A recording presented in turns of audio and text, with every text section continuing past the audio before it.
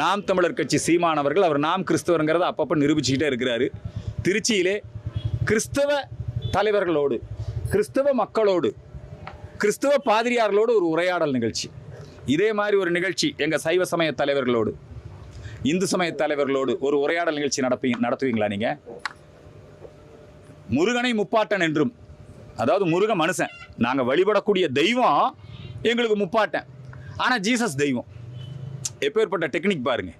எங்கள் கடவுள் முப்பாட்டன் மனிதன் ஆயிடுவான், ஆனால் அவங்க கடவுள் தெய்வம் ஆயிரும்.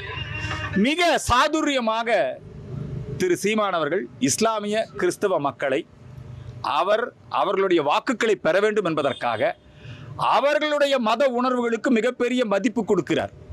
அதே நேரத்தில் நம்முடைய தமிழர்களுடைய சமயத்தை பலவீனப்படுத்துகிறார், பண்பாட்டை, கலாச்சாரத்தை இழிவுபடுத்துகிறார், பயங்கரவாதிகளை, பிரிவினைவாதிகளை ஆதரிக்கிறார்.